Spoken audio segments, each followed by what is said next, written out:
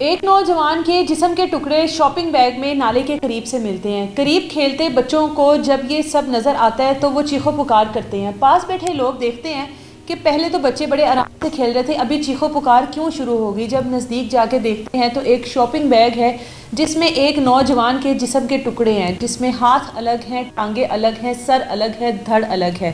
کون تھا یہ نوجوان؟ کس نے اس کے ساتھ اس طرح کا سلوک کیا؟ پورے علاقے میں خوف و ہراس پھیل گیا۔ پولیس کو کال کی جاتی ہے، پولیس کو بلایا جاتا ہے کہ ہمارے یہاں نالے کے قریب ایک نوجوان ہے جس کے جسم کے ٹکڑے اس طرح سے شاپنگ بیگ میں ملے ہیں۔ پولیس جب وہاں پر آتی ہے، اس کو اپنی کسٹڈی میں لیتی ہے اور اس کا سب سے پہلے اسکیچ بنواتی ہے، کوشش کرتی ہے، کیونکہ پولیس کے لیے بالکل ایک یہ بلائنڈ ہے کہ کس نے اس نوجوان کو اتنی بے دردی کے ساتھ مارا اور اس کے بعد اس کے ٹکڑے کر کر اس کو اس طریقے سے پھینک دیا گیا۔ اب پولیس اس کا اسکیچ بنا کر سوشل میڈیا پر اس کے اسکیچ کو سرکولیٹ کرتی ہے تاکہ کسی نہ کسی طریقے سے اس کی شناخت ہو سکے۔ جب سوشل میڈیا پر نوجوان کا اسکیچ سرکولیٹ ہوتا ہے تو ایک فون آتا ہے پولیس کو کہ میں اس نوجوان کا بھائی ہوں جس کا اسکیچ آپ نے سوشل میڈیا پر ڈالا ہے، اس کا نام ہے ندیم سرور، ہم لوگوں نے اس کی اغوا کا مقدمہ بھی اسلام آباد میں درج کروایا ہے۔ پولیس ان کو بتاتی ہے کہ آپ کا جو بھائی ہے وہ ہمیں ٹکڑوں کی صورت میں ملا ہے، کاموکی کے نزدیک، کاموکی کا ایک علاقہ ہے جس کا نام ہے ٹبا محمد نگر، یہاں سے ایک نالے سے آپ کے بھائی کے جسم کے ٹکڑے ملے ہیں، آپ ہمارے پاس تھانے میں آئیں تاکہ ہم لوگ آپ سے مزید ڈیٹیلز لے سکیں، تاکہ ہم لوگوں کو پتہ لگے کہ آپ کے بھائی کے ساتھ اس طرح کا سلوک کرنے والا کون ہے۔ جب اس کا بھائی تھانے میں آتا ہے تو پتہ لگتا ہے کہ ندیم سرور جو ہے آج سے 3 سال پہلے کاموکی میں ایک فیکٹری میں کام کرتا تھا، کسی وجہ سے کاموکی چھوڑ کر اسلام آباد چلا گیا تھا اور اسلام آباد میں ایک میس میں ویٹر کی نوکری کر رہا تھا۔ پولیس سب سے پہلے ندیم سرور کے جو فون نمبر ہیں ان کا ریکارڈ نکلواتی ہے تاکہ پتہ لگے کہ ندیم سرور کس کس کے ساتھ رابطے میں تھا۔ اپنے بھائی کے ساتھ جو ندیم سرور کی آخری بات تھی وہ یہی تھی جو کہ 9 نومبر کو ہوئی تھی کہ میں کسی کام سے جا رہا ہوں، آپ لوگوں کے ساتھ رابطہ رہے گا، لیکن اس کے بھائی کا کہنا ہے کہ ندیم سرور نے اس کے بعد ہم سے کوئی رابطہ نہیں کیا۔ 2 دن رابطہ نہ ہونے کی وجہ سے 10 نومبر کو ہم لوگوں نے اسلام آباد میں FIR دی تھی کہ ہمارا بھائی ہم لوگوں کو نہیں مل رہا۔ اب پولیس جب اپنی ڈیٹیلز نکلواتی ہے، ندیم سرور کے فون کی ڈیٹیلز نکلواتی ہے کہ پتہ لگے کہ یہ کس کس کے ساتھ رابطے میں تھا تاکہ مدد مل سکے کہ یہ کاموں کی کیا کرنے آیا تھا اسلام آباد سے، کس سے ملنے آیا تھا، اس کو کس نے بلایا تھا۔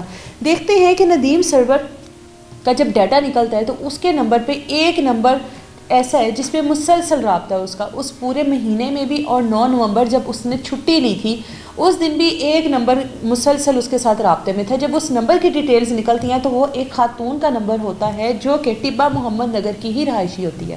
اب پولیس اس کو کال کرتی ہے اور اس کو بلاتی ہے اور اس کو کہتی ہے کہ آپ شامل تفتیش ہوں، اس طرح سے یہ معاملہ ہوا ہے اور آپ کے نمبر پر مسلسل رابطہ تھا، جس پر خاتون کہتی ہے کہ میں تو اس بندے کو جانتی بھی نہیں ہوں، مجھے تو پتہ بھی نہیں کہ یہ ندیم سرور نامی بندہ کون ہے، آپ لوگ جان بوجھ کر مجھے اس پورے معاملے میں گھسیٹ رہے ہیں۔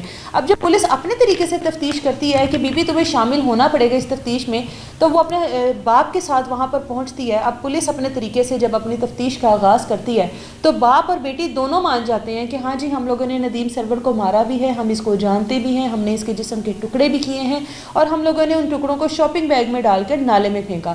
اب وجہ کیا تھی؟ وجہ یہ تھی کہ جب ندیم سرور کاموں کی کہ یہ علاقے ٹبا محمد نگر میں کام کرتا تھا تو اس کی اس فیکٹری میں اس لڑکی کے ساتھ دوستی ہوتی ہے، دوستی محبت میں بدلتی ہے، دونوں ایک دوسرے سے شادی کرنا چاہتے ہیں، لیکن اس لڑکی کی شادی کہیں اور ہو جاتی ہے۔ یہ وجہ تھی ندیم سرور نے جو یہ جگہ چھوڑی، کاموں کی کا علاقہ چھوڑا، اسی وجہ سے چھوڑا تھا کیونکہ اس لڑکی کی شادی کہیں اور ہو گئی تھی۔ اب یہ یہاں سے اسلام آباد چلا گیا، لیکن پھر بھی اس لڑکی کے ساتھ رابطہ جو ہے وہ اس نے ختم نہیں کیا۔ اس لڑکی کو بار بار تنگ کرتا تھا، اس کو میسیجز کرتا تھا، ملنے کے لیے کہتا تھا، جس میں اس کے جو سسرال والی زندگی تھی وہ ڈسٹرب ہو رہی تھی، ایسا اس لڑکی کا کہنا ہے۔ لڑکی کا کہنا ہے کہ اس کے مسلسل رابطے کی وجہ سے، اس کی بلیک میلنگ کی وجہ سے یہ مجھے ملنے کے لیے بلیک میل کرتا تھا اور کہتا تھا کہ میرے پاس تمہاری کچھ ویڈیوز ہیں، اگر تو مجھے نہ ملی تو میں ان کو لیک کر دوں گا۔ اب اس وجہ سے اس کے سسرال والوں کو بھی اس پہ کوئی شک ہوا کہ ایسا کون بندہ ہے جو بار بار ہماری بہو کو میسیجز کرتا ہے، کال کرتا ہے، اور وہ اس سے مسلسل پوچھتے تھے کہ کون بندہ تم سے بات چیت کرنا چاہتا ہے، کون بندہ ہے جو تمہیں مسلسل تنگ کر رہا ہے، جس پر اس لڑکی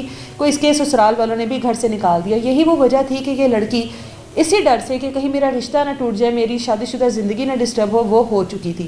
اب لڑکی اپنے باپ کو آ کے سارا معاملہ بتاتی ہے باپ اور بیٹی پلان کرتے ہیں کہ اس کو بلا کر اس کو جان سے مار دیا جائے، اور اس کو بلاتے ہیں پلاننگ کر کے. لڑکی اس کو فون کرتی ہے کہ 9 نومبر کو تم میرے پاس آنا، میرے گھر والے شادی پر جا رہے ہیں، میں گھر پر اکیلی ہوں گی، تم مجھ سے ملنا چاہتے ہو آ کر مل لینا. اب جیسے ہی ندیم گھر میں داخل ہوتا ہے، اس کا باپ اس کو ایک کمرے میں بند کر دیتا ہے. لڑکی کا جو باپ ہوتا ہے اس کو ایک کمرے میں بند کر دیتا ہے. کمرے میں بند کرنے کے بعد اس کو مارتے ہیں. مار دینے کے بعد اس کے ٹکڑے کیے جاتے ہیں. رات ہونے کا انتظار کیا جاتا ہے، اور رات ہوتے ہی ان ٹکڑوں کو شاپنگ بیگ میں ڈال کر نالے میں پھینک دیا جاتا ہے. ان کو لگتا ہے کہ یہ ٹکڑے نالے میں پھینکنے کے بعد ہم لوگوں نے جو گناہ کیا ہے، جو ہم لوگوں نے ایک انسانی جان لی ہے، اس کو چھپایا جا سکے گا. لیکن ایسا نہیں ہوتا. شاپنگ بیگ جو ہے وہ کنارے پر آ کر اٹک جاتا ہے، اور اس کی وجہ سے بچوں کی اس کے اوپر نظر پڑتی ہے کھیل کود میں، جس کی وجہ سے شور شرابہ ہوتا ہے، اور یہ جو ان کا ایک گناہ ہوتا ہے وہ کھل کر سامنے آ جاتا ہے. اس ٹائم باپ اور بیٹی دونوں پولیس کی حراست میں ہیں، جبکہ ندیم کے گھر والوں کا کہنا ہے کہ ہمارا بھائی جو ہے وہ اس طرح کا نہیں تھا کہ وہ اس لڑکی کو بلیک میل کرتا، نہ ہی اس کے پاس موبائل ایسا تھا کہ اس کے پاس کوئی ویڈیوز ہوتی. جہاں پر پولیس نے جو ریکارڈ نکالا ہے اس سے ثابت ہوا ہے کہ لڑکی کے موبائل میں ندیم کے میسیجز بھی تھے، ملنے کے لیے انسسٹ بھی کیا گیا تھا.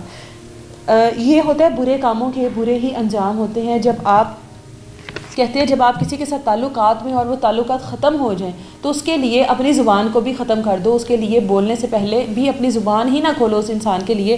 لیکن خیر، تعلقات ختم ہونے کے بعد یہ جو بلیک میلنگ کا سلسلہ یہ کس طرح سے اختتام ہوا آپ لوگوں کے سامنے. اجازت دیں مجھے. اللہ حافظ.